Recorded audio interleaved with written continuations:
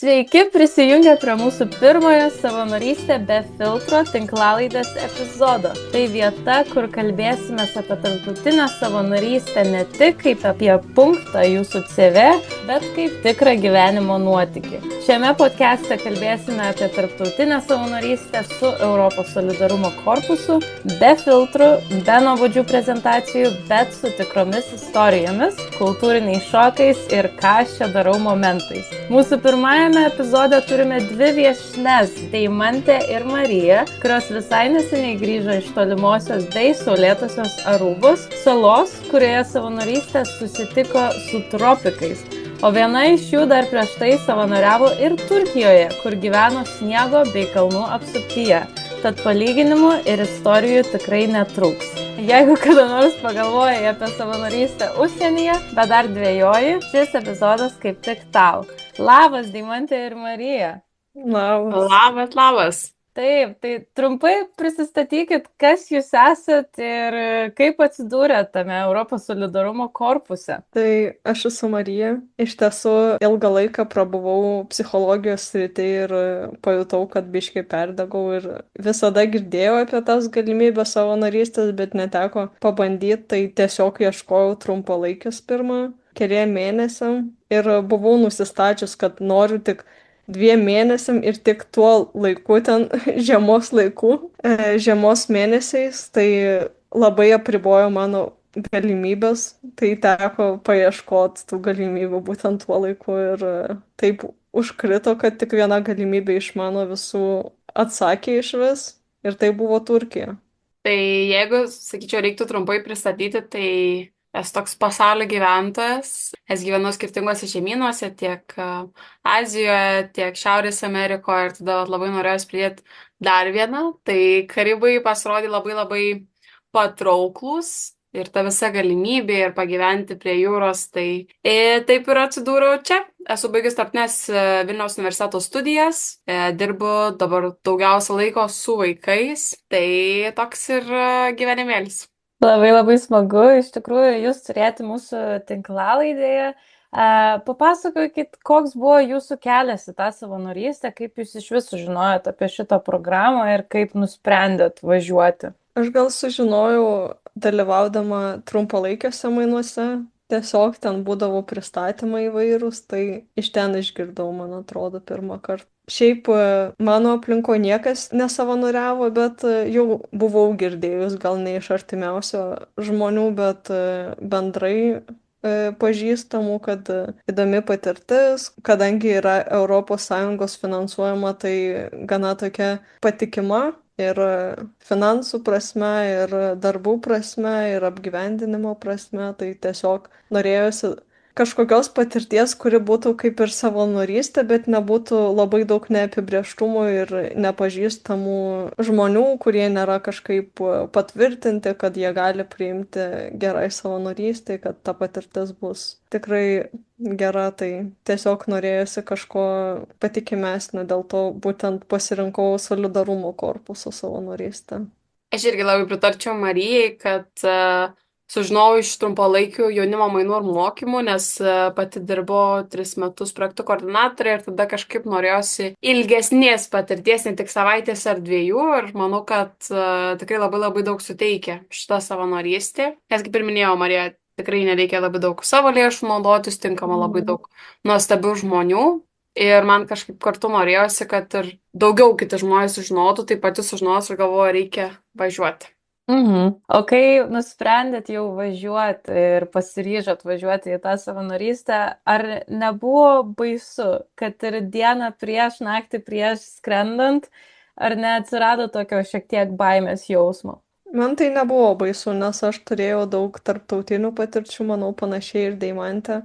Tiesiog aš ir studijų metais 3 kartus važiavau į Erasmus studijų mainus ir daug kartų važiavau į tuos trumpalaikius mainus, mokymus ir bendrai bandžiau pati gyventi Tenerifei. Aišku, ten mėnesį tik, bet vis tiek turėjau tų įvairių patirčių ir man nebuvo baisu, nes atrodo, nu, blogiausiu atveju išvažiuosiu, bet yra labai daug organizacijų ar įvairių žmonių, kurie sukuria to saugumo važiuojant, nes yra ir siunčianti, ir priimanti organizacija, tai atrodo jau dvi organizacijos prižiūri tave ir jeigu kažkas ir su jom nepaeitų, tai yra nacionalinė agentūra, į kurią galima kreiptis, tai atrodo labai daug saugumo momentėlių. Irgi labai pritariu dar kartą Marijai, tik tai tiek, kad gal pas mane buvo toks kitoks jausmas, nes aš šiek tiek rizikavau, kadangi tuo metu buvau Maliorkoje ir aš buvau pradėjęs savo sezoną darbą ir to turėjau išeiti iš darbo ir galvoju, bet tai dabar jeigu man iš tikrųjų ten nelabai patiks, tai kaip čia dabar bus. Bet iš tikrųjų apie tavo Europą buvau girdėjęs ne vienus metus organizaciją, tai nebuvo kažkokio nerimo, kad čia gal netikras projektas arba kažkas netokio bus, tas, kaip sakė Marija, tikrai turėjom daug palaikymo ir buvom susiskambinę ne kartą, tiek su siunčiančia, tiek su priemančiaja organizacija. Bet tikrai toks buvo, ar tikrai geras pasirinkimas, kuomet aš taip mąsčiau. Šiek tiek dvejonės turbūt normalu yra, dar važiuojant ir skrendant taip toli ir taip keičiant savo gyvenimą. Bet smagu, kad išvažiavo tikrai labai, kad pasiryžot ir dabar esat čia ir galit papasakot savo istoriją. Marija, tu 2 kartus savanoriavai, tu turėjai trumpalaikę ir ilgalaikę savanorystę. Kaip nusprendėjai, kad savanoriausi 2 kartus, ar galbūt išvažiavus po Turkijos nusprendėjai, kad neužteko tos vienos patirties ir reikia antrą kartą važiuoti?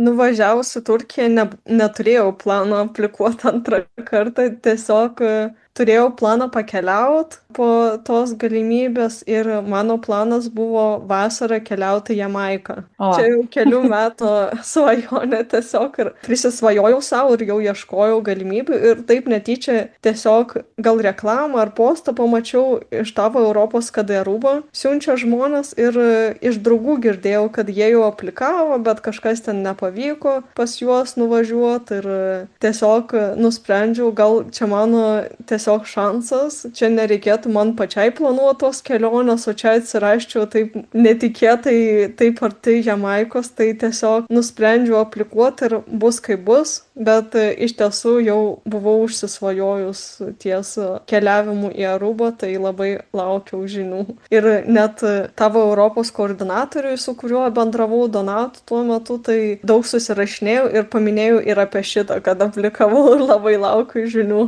Ar pavyko į Jamaiką nukeliauti, kol buvot Aruboj? Ar pavyko svajonė? Sunkus susisiekimas, bet buvau Aruboj, tai ne ką Kitą blogai. kartą. Yra laiko dar nuvažiuoti į Jamaiką. Gal šiemet, kitais metais vasarą. Va. Gal kitais metais. Taip, tai gal čia iš tikrųjų ir suveda mano kitas klausimas jums, kodėl būtent Aruba? Na, Marija šiek tiek jau paminėjai, tai gal Deimantė, kodėl būtent Aruba? Ar tau irgi tai buvo svajonių kažkokia kryptis, ar tiesiog tinkama galimybė tinkamų laikų pasirodžius? Labai juokingai, Marijai buvo Jamaika, man čia visą laiką buvo Latino Amerika, nes per vieną projektą man pavyko nukeliauti į Čilę ir aš po to laiko supratau, kad mane labai kviečia Latino Amerika ir tikrai esu labai dėkinga, kad mums būnant Aruboj pasisekė nukeliauti tą Latino Ameriką, sugrįžti ir aš visiškai įsimylėjau Kolumbiją ir manau, kad čia yra mano kita svajonė ten dar daugiau pagyventi. Nors taip pasutinku, mes, kai aš bent jau keliavau, prabuvau savaitę ir pamačiau tik tai tą visišką paviršių turistinį, bet na man kažkas tokio tiesiog Latino Amerika ir vis dar yra. O kur pavyko Latino Amerikai pakeliauti, kol buvot Aruboj? Tai mes ne kartu, nors buvom susitikę su Marija, bet tiek jinai, tiek ir aš apkeliavom Peru ir Kolumbiją. Kolumbija ir mane įkvėpė, tai reikės ieškoti naujų patirčių į tenais važiuoti. Na, labai smagu iš tikrųjų, kad pavyko šiek tiek ir daugiau pakeliauti ir taip viskas patiko. Man labai įdomu, kaip jūsų šeima ar artimieji reagavo į tokius nuotykius, jūsų ir tokias užgaidas. Abi esat labai didelės keliautojos, tai galbūt jau buvo pripratę, bet vis dėlto Aruba, Karibai yra labai toli. Tai kokios buvo jų reakcijos, kai pasakėt, kad aplikuojat, o ypač po to, kai pasakėt, kad patekot? Aš galėčiau pradėti vėl. Tai iš tiesų mano brolis irgi didelis keliautojas, tai jis kasmet važiuoja 3 mėnesių į Aziją ir ten keliauja. Tai kai Oho. išgirdo, kad aš važiuoju į Arubą, atrodė jau nebe taip baisu, nes Aruba kaip ir Niderlandų dalis prie to paties ir nebuvo labai išsigandę. Aš kviečiau atvažiuoti pas mus, aplankyti mus, bet mama tai truputį išsigando važiuoti, skris taip toli, kadangi bijojo pasiklisti oro uoste. Bet ne dėl to, kad taip skristi ilgai reikėtų, bet tiesiog. Aš tai irgi pritarčiau, kad pirma tiek man, tiek mano tėvam, tiek draugam reikėjo pasigūglinti, kur yra Aruba. O tada, nes aš vis tik aiškinau, kad šalia Venesuelos, nes atrodo taip visai kita pasaulio dalis, bet iš tikrųjų, kaip minėjo Marija, kadangi tai yra dalis Olandijos, tai toks jaučiasi kaip ir Europos Sąjungoje, kaip ir saugiau, plus tada, kai pagūglinė Aruba, tai yra realiai saugiausia Karibų sala. Mhm. Ir irgi pasidaro ramiau. Valandų skirtumas nėra toks didelis, tai dėl to kažkaip ir atrodė, nors ir didelis atstumas, bet nebuvo pirma didelė kelionė, nebuvo pirmas kartas gyvenant ne Lietuvoje ir kitame žemyne. Plus dar pasirodė, kad mes su Marija esam pažįstamos, atrodo vėlgi ne viena Lietuvė važiuoju, tai taip iškart ramiau. Mhm. Nu, labai smagu, kad nepergyvenu per daug. Tikiu, kad šiek tiek gal pergyvenu, bet tas toks praeitos patirtis padėjo ramiau į viską žiūrėti. Dabar nusikelkim, grįžkim į tą Arubą. Nu, va, atskrendat, yra jūsų pirma savaitė. Kaip jie atrodo Arubui? Ar buvo kažkoks kultūrinis šokas, nors sakot, kad jau laikas netiek daug skiriasi,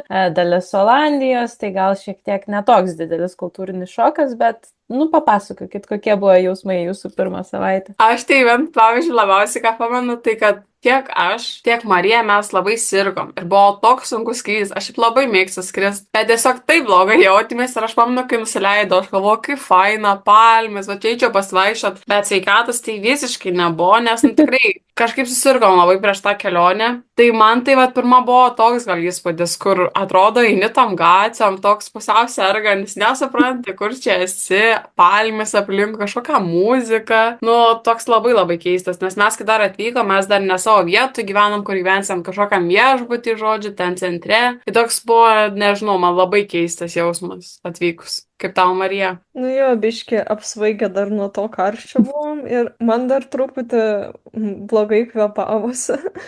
Aš manau, gal oro skirtumai ar dar kažkas, bet tiesiog atrodo trukdavo oro pirmą savaitę ir dar jetlagas buvo, tai man tai žiauriai buvo, aš 4 ryto keldavausi, eidavau pasėdėti terasui, Deimantė ten miega viską normaliai, man ten vienai nuobodu.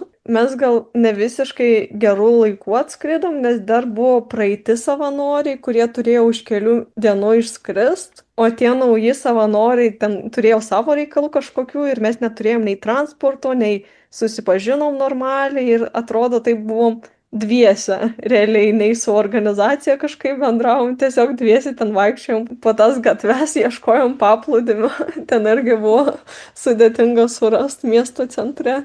O koks yra laiko skirtumas? 7 valandos. Ne, gal čia dėl to aš pasakiau, kad nedaug, paskui supratau, kad nu realiai daug, bet man dėl to, kad aš gyvenu Aliaskai, man atrodo, buvo 12. Tai būdavo, kad visai neįmanoma skambinti, dėl to aš sakau nedaug, nes nuvažiavau, bet šiaip tai daug. Ne, aš pritariu daug. Visai yra šiek tiek skirtumas, jo. Nu, bet gali būti daugiau, tai viskas tvarkoja. O kiek skrydis jūsų truko, kiek ten jūs tas lėktuvas kankino? Bendrai gal 15 valandų. Nu, čia dar iki Niderlandų reikėjo nuskristi Amsterdamo ir po to iš ten į Arubą. Nu jo, ilgokai. O šiaip, kada jūs įskridot ir koks skirtumas buvo temperatūrų, sakykime, kas buvo Lietuvoje tuo metu ir kai atskridot į Arubą? Nu, mes gegužės 16, man atrodo, ar 15 buvom išskridę, tai Lietuvoje dar pavasaris buvo, nebuvo vasariško oro ir šiaip iš artimųjų girdėjau, kad nebuvo vasaros Lietuvoje, tai Palyginus, manau, per visą vasarą mes turėjom gana gerą skirtumą. Ten Aruboje 33 laipsniai, nu, labai stabiliai, ten 33 dieną, 28 naktį. Ta temperatūra naktį ir dieną tiesiog kartais būna vėjo, kartais nebūna vėjo. Tai toks skirtumas, kad kai yra vėjo, tai vėsiau tada atrodo, o kai nėra vėjo, tai labai tvanku. Marija, tau dar klausimas palygintas dvi tavo galbūt netokias palyginamas savanorystės. Kur buvo didesnis tau kultūrinis šokas? Ar Turkijoje, ar Aruboje, kai atvažiavai?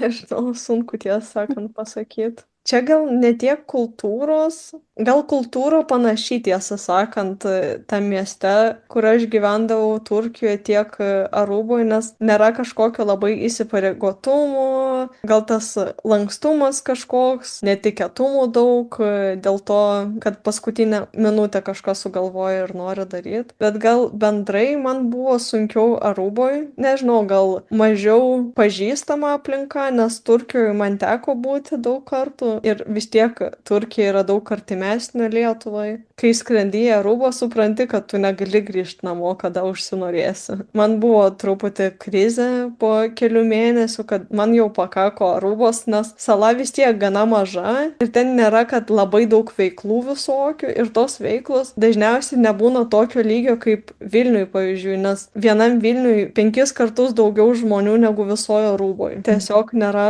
tokių standartų gal tai veiklai ir bent jau man trūko kažkokio iniciatyvumo ir veiklų ir įvairovės ir atrodo tiesiog daug kas kartodavosi ir bendravimo, tiesą sakant, nebuvo labai didelio dėl to, kad mes buvom 4 savanoriai, bet 2 kiti savanoriai dažniausiai savo reikalais užsiimdavo ir mes su Deimante gal daugiausia laiko skirdavom, bet vis tiek norėjosi ir iš išorės žmonių, bet Aruboje nėra labai daug jaunimo, daugiausia gal vyresnio amžiaus žmonių, kurie jau grįžo iš Niderlandų, jau atidirbė ten, grįžo ilsėtis į Arubą, o jaunimas visas išskrenda dažniausiai. Dabar nusikelkime į jūsų tą savanorystę. Kur jūs savanoriavot ir kaip atrodė jūsų ta įprasta savanorystės diena, jeigu galima pavadinti tai kaip įprasta savanorystės diena? Tai aš dirbau vienoje vietoje, centre vadinkim, ir tai būdavo pamokinė veikla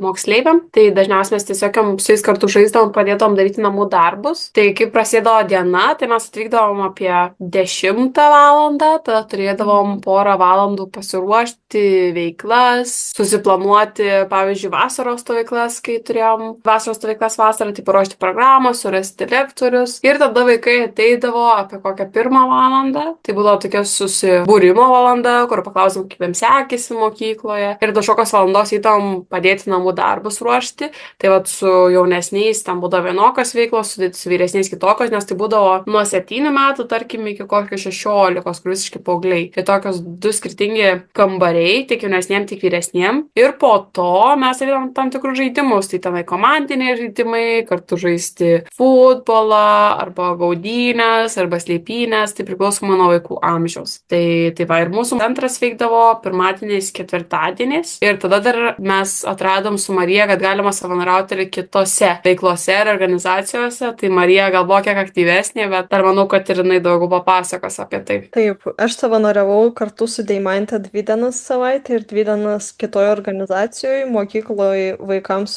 turintiems spec ugdymosi poreikių. Tai ten buvo darbas individualizuotas su kiekvienu vaiku ir aš dirbau tik vienoj grupiai, kur vaikai kalbėdavo angliškai, nes yra Aruboje oficiali kalba olandų ir papiamento. Tai dažniausiai vyksta pamokos šitom kalbom, bet mano klasė buvo kalbanti angliškai ir ten visas ugdymas vykdavo angliškai. Ir mano užduotis būdavo tiesiog, kadangi ten individualizuotas ugdymas, tai viena mokytoja negali vienu metu su daug vaikų būti, tai tiesiog, kada ji būna su vienais vaikais, aš būnu su kitais vaikais. Ir mes turėdavom grupę 6 vaikų. Tai mokykloje yra labai mažos grupelės, ten iki 6 vaikų. Aš dažniausiai keliaudavau, man atrodo, nuo 8 ryto iki 1, iki 2 valandos kažkur būdavau ten ir visą laiką turėjau tą kontaktinį laiką su vaikais. Skamba tikrai labai įdomiai, taip, kad nebūtų tokios standartinės dienos savanorystėje, kad kiekviena diena atneštų kažką naujo. Kaip su kalba, kadangi užsiminiai, Marija, apie olandų ir jų tos salos kalbą, kaip jums sekėsi tenai su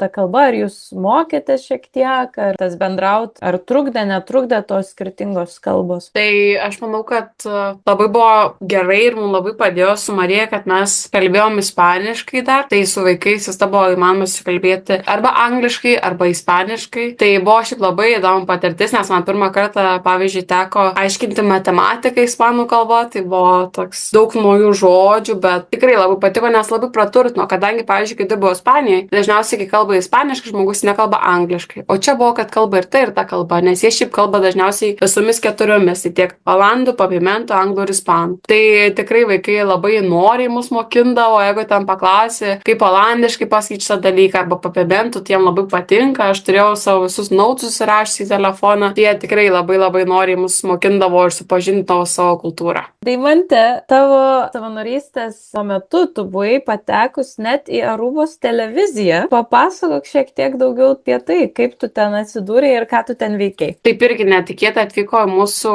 mokyklą, kuriame šiaip mes kartu su Marija dirbame televiziją ir tada paprašė, kad kaip savanoriai mes irgi pasidalintume, kaip mums sekasi. Tai irgi buvo tokia labai įdomi patirtis, nes pirmą kartą dalyvau gyvame filmavime televizinės laidos, bet tikrai irgi labai šiltai priėmė, nes, pavyzdžiui, visa laida jinai buvo papimentų kalba, bet su manim kalbėjo angliškai. Tai va irgi parodo salos toks įvairiapusiškumas. Tai buvo labai įdomu, nes va šitą kartą tai jie buvo atvažiavę ir buvo statę visą konceptą, kaip ten sofas ir taip toliau mūsų mokykloje arba dienos centre, kaip pavadinkime, o kitą kartą mes vykom ir į patį gyvą televizijos filmavimą. Tai vat buvo labai įdomu matyti, kaip ir toj pačioj mažoj saloj vyksta tie televizijos laidų filmavimai. Tai tikrai buvo tokia labai įvairiapusė patirtis, bet kadangi Aruba yra tokia labai maža sala, tai mums su Marija teko susipažinti ir net su meru. Ten tiesiog realiai visus atrodo pažįsta iš saloj, nes tarkim kitą dieną mes ten važiavom ir matėm, kaip vyko vieno žymiausio atlikėjų muzikinio klipo filmavimas. Labai paprasta toj saloj susipažinti ir dėl to jaučiasi tas toks bendruomeniškumas. Dėl mero šiaip buvo labai įdomu, nes mes buvom tik atvykusius, man atrodo, ten 1 savaitę ir mes savanoriavom renginį ir tiesiog vyras kažkoks ir tiesiog su visais pasisveikindavo ir pasibučiuodavo. Mes net nežinom, atėjo prie mūsų irgi sveikinasi, pabučiavo į žandą. Mane Deimantė sako, nu kaip jums sekasi, viskas čia gerai. Mes sakom, taip, viskas gerai, tiesiog ir nuėjo. Mes net nežinojom, gal po kelių mėnesių tik sužinojom, kad čia Arubos politikas. Praktiškai vietinės žymybės jūs buvote tenais. Taip, Marija, dar noriu tau tokį klausimą susijęti su ta Turkija. Norisi išgirsti, kaip skiriasi tos pačios savanorystės viena nuo kitos. Kadangi dabar papasakojot, ką veikėt Arubui, trumpai galiu užsiminti, ką veikėjai Turkijoje ir kaip tai skiriasi, kad pasižiūrėt, kaip tos programos iš tikrųjų savanorystės gali skirtis viena nuo kitos. Iš tiesų, pačios programos, aš manau, kardinaliai skiriasi, nes mes buvom 5 žmonės ir visi 5 žmonės mes darydavom tą patį. Aruboje mes buvom 4 ir visiškai skirtingus darbus darydavom. Su Deimante aš mačiausi 2 dienas į savaitę darbe, su kitais aš darbe mačiausi 1 kartą į savaitę per susitikimą su koordinatore. Turkijoje mes 5 visą laiką keliaudavom kartu į visas organizacijas ir ten būdavo įvairesnių darbų, nes mes dirbdavom 2 jaunimo centruose, tai su vienu mes visada keliaudavom į mokyklas, kalbėti apie mūsų patirtį, bendrai kalbėti anglų kalbą. Tai buvo toks anglų kalbos būrelis, bet kiekvieną kartą mes keliaudavom visą skirtingą mokyklą į skirtingą klasę. Kartais mes aplankydavom 5 mokyklas, 5 skirtingas klases per dieną, tai iš tiesų buvo to darbo daug. Kitam jaunimo centre ten būdavo, vadinasi, vaikų ir šeimų centras, kažkas tokio, tai ten buvo sudėtingesniam rajono, toliau nuo miesto. Tas centras buvo skirtas moterims išmokti amatų įvairiausių ir išmokti, pavyzdžiui, rašyti, jeigu nemoka rašyti arba skaičiuoti. Ten būdavo kirpimo mokymai, gaminimo mokymai, kilimų darimo mokymai moterims. Mes būdavom kartais su moterim, kartais su vaikais, tai su vaikais mes darydavom namų darbus arba mokydavom anglų kalbos, bet ten sudėtingesnė situacija, nes Turkijoje bendrai mažiau gal kalba anglų kalba, ypatingai mano mieste, kuris labai tradicinis ir ten nėra turistų. Dauguma žmonių nekalba angliškai, net studentai, kurie studijuoja anglų kalbą, universitete nekalba angliškai. Tai ten buvo toks sunkesnis bendravimas, tiesiog mokėme skaičių ar dar kažko, ką lengva išmokti, kaip tarti žodžius. Kartais keliaudavom į universitetą papasakot apie europinės galimybės ir dirbdavom taip pat iš ofiso, tai ofise mes kaip ir turėjom laisvę ką daryti, tai buvo pasiruošimas pristatymams kažkokiams arba ten veiklai tuose centruose ir taip pat mes turėjom kiekvieną savo kažkokią papildomą kaip būrelį studentams, tai aš darydavau žaidimų terapijos ten užsiėmimus, tiesiog tokius meniškus. Vaikinas iš Airijos darė anglų kalbos kažkokį būrelį, ten buvo jau mūsų iniciatyva kažkas. Iš tikrųjų labai matosi, kaip skiriasi tie du projektai ir kiek įvairiausių tų galimybių yra savanorystės. Tai labai smagu, kad iš tikrųjų turėjai tas dvi skirtingas patirtis ir vis tiek kitokių dalykų ir savybių ir žinių parsivežėjai iš kiekvienos. Bet grįžkim dabar į Arubą. Papasakokit, kaip sekėsi prisitaikyti prie tos vietinės kultūros. Galbūt kažkas labiausiai nustebino, ar kažkas labai sunku buvo prie kažko prisitaikyti. Kaip ten jau sekėsi jums?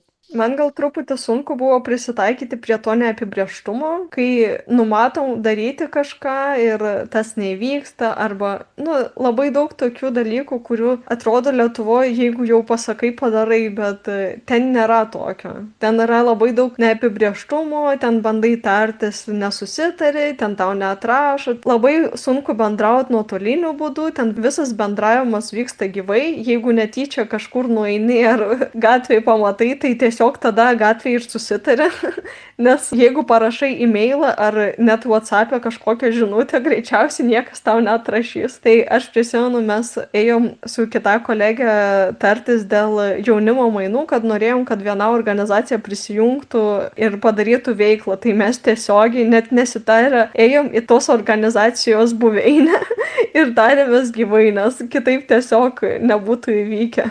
Čia manau, kad yra šiek tiek toks skirtumas tarp manęs ir Marijos, nes aš kadangi praeitus metus buvau gyvenus Ispanijoje, tai Ispanija labai panaši šitų požiūrių į Arubą, kad viskas vyksta labai lėtai, jeigu reikia to kažkokio dokumento ar biurokratijos, tikrai tą pačiai tada negausi, tai tas yra labai panašu. Bet kartu man tai kaip ir patiko, dalinai bent jau, nes nėra jokio streso, nėra kažkokios perdėtos atsakomybės. Realiai kiekvieną dieną važiuoja prie jūros įsimaudyt. Turite tiesiog paprastą gyvenimą, kur atrodo gyveni tik su maudymuku. Kiekvieną savaitgalį man kažkokį festivalį beveik. Šiaip kaip kurios mėnesius, bet tikrai buvo daug. Karibuose, kad visi, pavyzdžiui, šoka. Man tai tas tikrai labai paliko didelį įspūdį. Tai tokie ritmai. Kaip pasakau, į Lietuvą grįžus, tai pasileidi radiją ir toks liūdesys. Tokios melancholiškos muzikos. O Aruboje pasileidi ir toks, karnavalas, važiuojam publiką. Tai aš labai, pavyzdžiui, to pasiilgstu, tos atmosferos, kad žmonės taip gyvena ir jie tokie jaučia tą tokį linksmybę gyvena. Lietuvoje, sakyčiau, to man šiek tiek trūksta. Jo, šiaip Deimantė nepateko, bet man pasiūlė mūsų koordinatorė nueiti į vienas laidotuvės. Ir tai nėra tokios laidotuvės, kaip mes įsivaizduojam, bet ten tiesiog minia eina kaip karnavalas. Didžiausia mašina su viduj grupe groja karnavalo muziką. Žmonės su ten perukai, su karūnom pasipuošę, visiškai šoka ten. Vieni verkia, kiti verkia žodžiu tokia, atrodo man tiek daug emocijų per tas laidotuvę sukilo, atrodo ir graudu, nors aš net nepažįstu to žmogaus, bet ir graudu, ir linksma, ir nežinau, nesupratau, kas ten vyko per tas laidotuvės tiesiog. Ai, nu tikrai įdomesnių tradicijų. Matosi, kad turi sala, bet iš tikrųjų labai smagu, kai jau prisitaikai turbūt prie to gyvenimo, tai moksti gyventi gal labiau ir atsipūtęs ir žinot, kad galima išeiti gatvę ir tiesiog šokti ir labai gražiai ir smagiai gyventi. Gal turit kažką pasidalinti, ar čia labai iš tikrųjų Marijos labai smagi istorija, nors labai keista atsakyti smagi istorija apie laidotuvės, bet gal dar turit kokių šiaip juokingų ar keistų momentų, kas įvyko tos savanorystės metu, ką galbūt norėtumėt pasidalinti ir papasakot. Man buvo viena istorija, aš savanoriavau regatoj, tai yra laivų lenktynės. Aš buvau ir dar vienas vyras organizatorius ir vienas vyras savanoris. Mes trysia vos nerengiam tą regatą ir tas vyras sako, nusėskis, viskas, jau nebeturim ką čia daryti. Aš skambinau 3 kartus ten, kad šiukšliadėžės atvežė, jie sakė, atveš šiandien. Bet kada, nežinau, nu tai kai atveš, tada ir dirbsiu. Kad net bandant organizuoti kažką, tau bent jau pasako dieną ir tai gerai, nes gali ir kitą dieną atvežti kažką. Reikia džiaugtis mažais dalykais.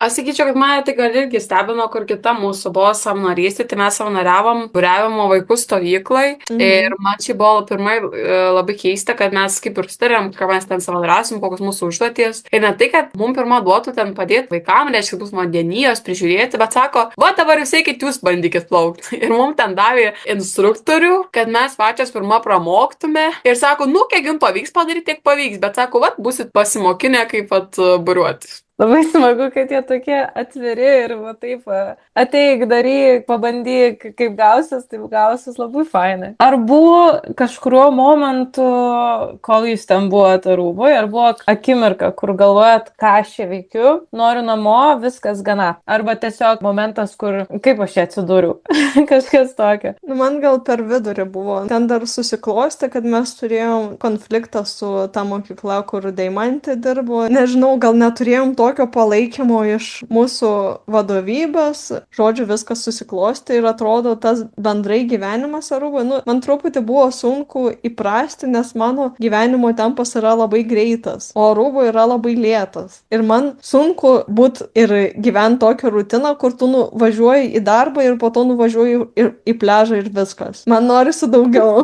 Tai Nors kai kuriems čia žmonėms svajonių turbūt gyvenimas būtų. tiesiog man truputį trūko naujovių, įvairumo kažkokio. Tai man per vidurį buvo toks momentas, kad trūko ir draugų, ir šeimos, ir svajojo apie močiutės sodą, kur galėčiau daržovės. Va, koks dar dalykas, ten nėra šviežių produktų, kadangi sala maža ir labiau kaip dykuma. Jie neturi natūralių vandens šaltinių, kažkokių jie iš jūros vandens paverčia vandenį geriamu, bet labai brangu laistyt kažką, brangu išlaikyti ūkį ir tada gaunasi, kad jie neturi natūralių daržovių ir vaisių ir jie visi atvežami, o su Venesuela jie turi blogus santykius, tai žodžiu ir atsiveža ten daugiausiai iš Amerikos tada tos produktus ir jie išeina, kad ir brangus ir nėra visada labai kokybiški, tai irgi šita dalis paveikė mane, nes aš tikėjausi tropinio rojaus, kur valgysiu kokosus, papajas ten. Bet biškai kitaip pasirodė, ar ne? Jo, produktų prasme, tai, bet mes prisitaikėm ten. Vis tiek papajas atveždavo iš Kolumbijos, man atrodo, ar iš kažkur, tai mes pirkdavom su Deimantė. Kiek kainavo, pavyzdžiui, tos daržovės, kokios ten kainos? Dėl maisto, tai aš apskritai sakyčiau, kad jis buvo toks labai amerikietiškas, labai be skonio arba labai persūdas, persaltytas. Tai ten, tarkim, į restoranus eiti ir mokėti $40-50 už patiekalą, tai mums kažkaip neatrodo labai verta, nes kiek valgėm tikrai nelabai kur būdavo skanu. Ir maistas mes pagrindę atradom tokį supermarketą, kuriame buvo prieinamiausias kainas, tai ten sakyčiau, kad labai panašiai kaip Lietuvoje, tik pieno produktai tikrai žymiai brangesni, nes koks, tarkim, mocarelos gabaliukas galėjo kainuoti ir $7-8. Tai vat visi realiai pieno produktai tikrai buvo brangesni. Bet tada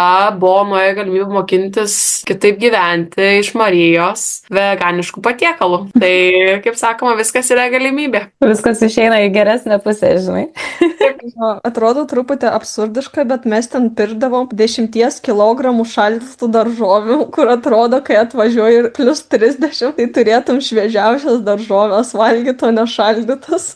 O kaip tau, Deimante, su tuo karščio momentu? Ar turėjai tokį, ar viskas tau kaip ir gražiai ir tvarkingai ėjosi? Ne, šiaip tai tikrai buvo labai karšta, apskritai reikėjo priprasti, nes tu išeini ir iškart karšta realiai. Aišku, čia irgi reikia pasakyti, kad mes tikrai labai mėgavomės vietą, kur mes gyvenom, nes mes turėjom dar kieme baseiną. Tas irgi labai tikrai gelbėjo ir kondicionierių mes turėjom savo apartamentuose. Tikrai mes sąlygas turėjom labai geras. Dėl to irgi skūstis labai negalima. Nu jau tikrai. Dabar pakalbėkime apie logistinius dalykus. Turbūt labai svarbus klausimas, kaip sekėsi su pinigėliais. Mes žinom, kad šita programa yra tau nuperka skrydžius, tau suteikia apgyvendinimą ir skiria stipendiją. Ar tos stipendijos pakako, ar teko kažkiek ir savo pinigėlių naudoti? Aš sakyčiau, kad esu labiau išlaidauta negu Marija, nes aš tikrai išeidavau ir į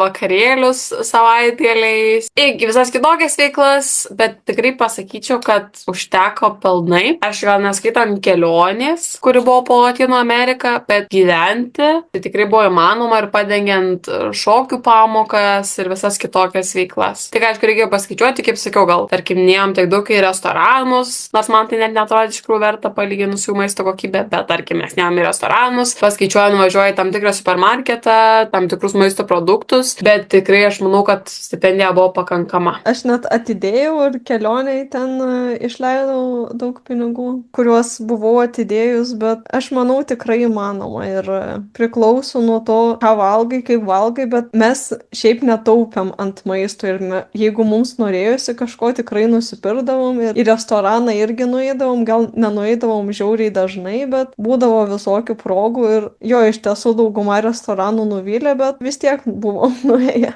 Bent jau išbandyti, kaip sakoma. O kam daugiausiai įsileisdavo tų pinigėlių? Ar maisto, ar kokiam transportui, gal pramogoms? Čia Deimantė minėjo apie šokius, tai gal kažkas iš tų pramogų dar irgi daug tų pinigėlių paimdavo. Aš transportas nepasakyčiau, kad buvo brangus, nes mums irgi pasakė, kad mes turėjom automobilį, tai mes pasidalinom kurą ant 4 žmonių ir kurio kaina irgi buvo labai panaši kaip Lietuvoje. Tai palyginus nepasakyčiau, kad daug išeidavo. Gal sakyčiau, kad daugiausiai ir buvo maistui. Aš, pavyzdžiui, dar mėgdavau kavą pirkti, bet tą kavą mes atradom, kad irgi yra toks įdomus dalykas Aruboje Happy Hour, kur nuo 5 valandos yra pusė kainos kava. Tai mes ten irgi važiuodami paplūdimį, tai ką turiu omeny, kad kuo daugiau būni saloj, to pasi daug daugiau atinitų vietų ir tam tikrų būtų, kaip galima pinigėlius taupyti ir kažkaip geriau išleisti. Nes mes, pavyzdžiui, atradom, kad toje pačioje Aruboje lietuviai gyvena, tai šiaip labai įdomu, kad tokia mažoje saloje atradom ir savo tautiečių. Ar teko daugiau pabendrauti, ar toks mažiau? Ne, mes gal kartą į mėnesį susitikdavom, mes visai susitikdavom, taip stengdavomės susiplanuoti, nes su mergina, kuri ten jau ilgiau gyvena, man atrodo, ji prieš metus gal atskrido ar kažkas tokio. Ir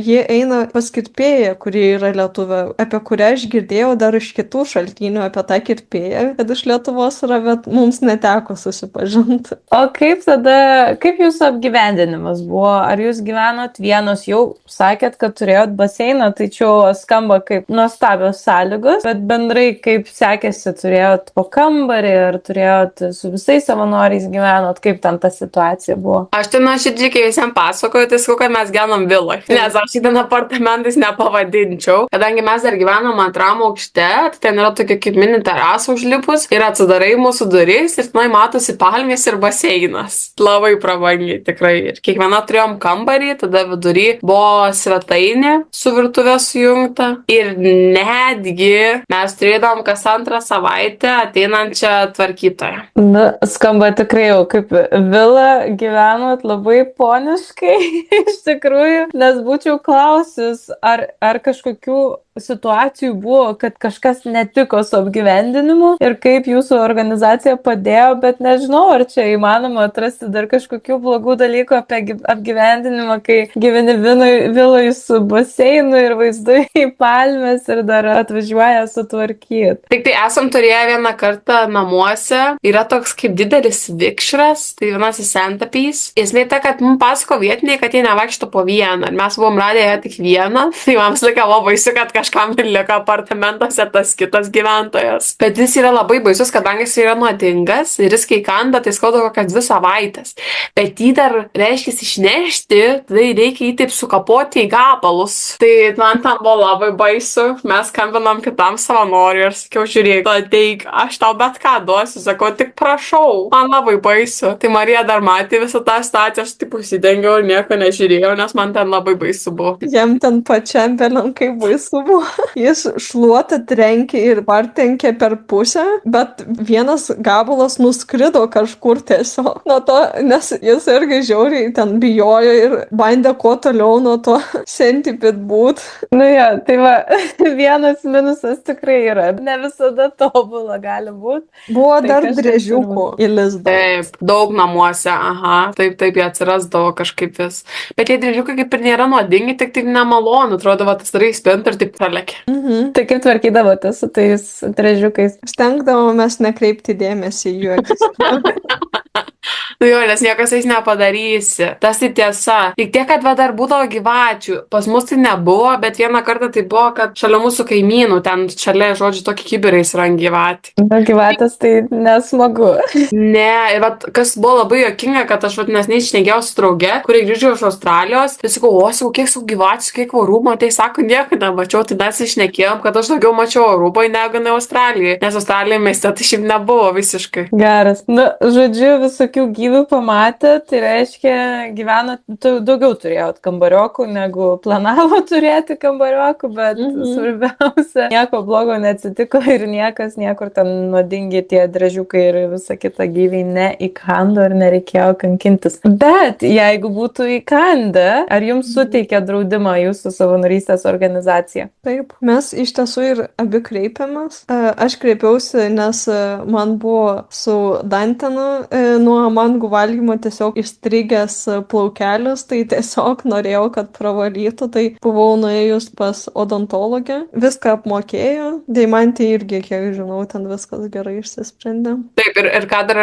turiu pasakyti bent savo atveju, tai esu labai dėkinga, kadangi mes turėjom mentorės organizacijos, kurios ėjo kartu į ligoninę ir tikrai mūsų nepalikdavo, tai labai, labai smagu, nes tokios, kaip sako, kaip mūsų mamos. Tikrai jautėm dėlį rūpestį, jeigu kas atsitikdavo, tai tikrai vis tą pasirūpindavo. Taip, naktį, dieną visada. Labai smagu, kad turėjot palaikymą, nes iš tikrųjų ir norėjau ir klausti, ar buvo tas palaikymas iš tos savanorystės organizacijos prieš išvažiuojant į Arubą, atvažiavus, tai panašu, kad bent jau atvažiavus tai tikrai buvo, o kaip sekėsi prieš išvažiuojant tada? Aš manau, gal mes jau truputį mažiau bendraudavom prieš išvažiavimą, nes jie buvo labai užsiėmę su naujų savanorių paieška. Pradėjo rengti daugiau gal visokių projektų, nes per mūsų periodą buvo tik vieni jaunimo mainai, o po to kažkaip jie labai daug visko pradėjo turėti suplanavę jau po mūsų išvykimo, vos ne tą pačią dieną, tai buvo truputį labiau užsikrovę ir gal truputį pavargę, nes tikrai buvo daug įvairiausių situacijų per tą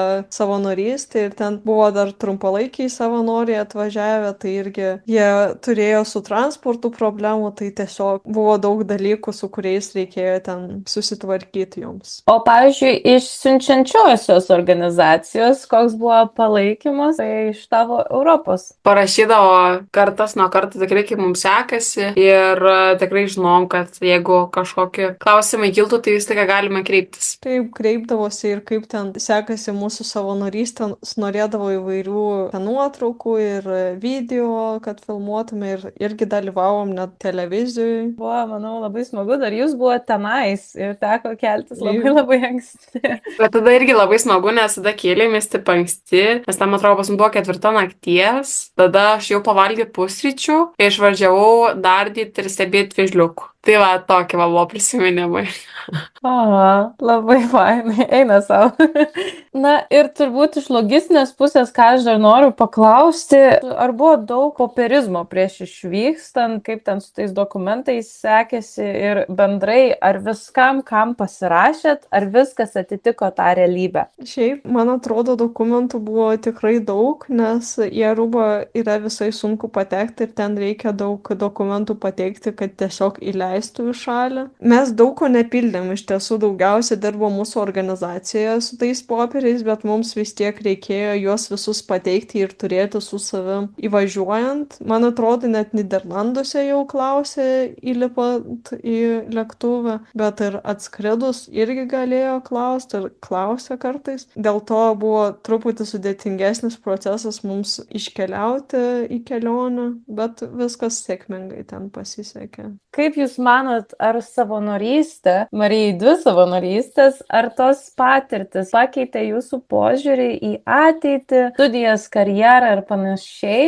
Ir galbūt jau matot kažkokius pokyčius, gal išmokot kažko, koks va tos savanorystės efektas dabar Jums jaučiamas yra? Aš tai manau, kad absoliučiai visos patirtys labai keičia ir ši tikrai prie to prisideda. Tai aš tai manau, kad ką labiausiai davė, tai gal mėgautis tą pačią akimirką ir nepriimti to, kad turi laiko, nes atrodė, kad turim 5 mėnesius ir va kiek daug, čia tokia maža sala, atrodo, tikrai spėsim viską nuveikti. Bet iš tiesų tas laikas irgi praeina labai labai greitai, nes tada pripranti prie to gyvenimo, kartais paskui pradedi nebevertinti to, vat, pajūrio, kurį šalia turi. Bet tada, kai vat sugrįžau po Latino Amerikos ir buvo likęs tik mėnesį Arubą, aš galvojau, wow, atrodo dar kartą toks, bet mes tikrai gyvenam kaip arti jūros ir kaip prie skirtingų tų vandenynų, kur vienas atrodo kaip Maldyvų mėlynas vanduo, kitas didelėm bangom, kur pirmą kartą mes bandėm body surfing sportą. Tai tikrai labai labai turininga ir tie patys vėžliukai, matėm ir kaip įsirita. Tai nežinau, man tokia labai buvo daug svajonių įsipildymų. Nors, kaip sakė Marija, šiaip tikrai nedidelė sala, gali pervažiuoti per valandą. Bet iš tos pusės tai atrodo kaip tokio dydžio, tai